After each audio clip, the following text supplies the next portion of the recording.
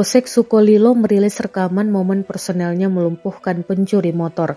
Rekamannya diunggah di Instagram pada 7 November 2024 kemarin. Dalam narasi unggahan disebutkan, inilah aksi nekat pencurian sepeda motor di depan kos-kosan mahasiswa Institut Teknologi 10 November atau ITS Surabaya yang berakhir dramatis. Jamal, 21 tahun, pelaku pencurian motor, akhirnya ditembak oleh petugas Polsek Sukolilo setelah berupaya melarikan diri usai mencuri motor milik Joshua, mahasiswa jurusan Teknik Mesin, Kamis 7 November 2024 pagi.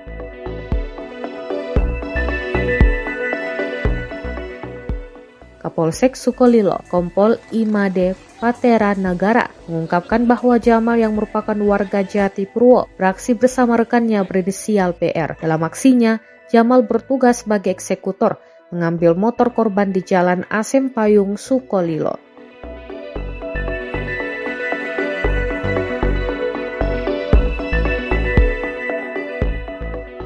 Kejadian ini bermula saat Joshua tengah sibuk mengerjakan tugas bersama temannya di dalam kos, sementara sepeda motornya terparkir di luar karena lahan parkir yang terbatas. Malangnya, motor tersebut tidak dikunci setir karena rusak. Baru beberapa jam berselang, Joshua terkejut saat anggota opsional Polsek Sukolilo mendatangi kosnya untuk mengabarkan pencurian tersebut dan meminta keterangan. Penangkapan Jamal menjadi peringatan bagi para pelaku kriminal di Surabaya. Dengan sigap, polisi berhasil meringkusnya di tengah patroli rutin, menembak pelaku yang mencoba kabur, dan akhirnya mengembalikan kendaraan mahasiswa yang menjadi korban aksi curanmor ini.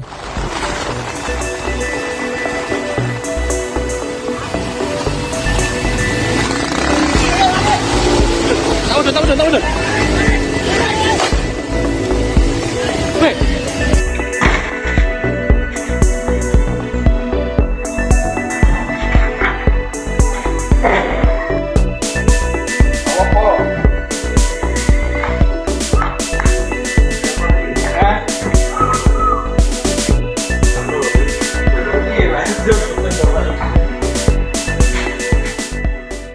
Download Tribun X sekarang, menghadirkan lokal menjadi Indonesia.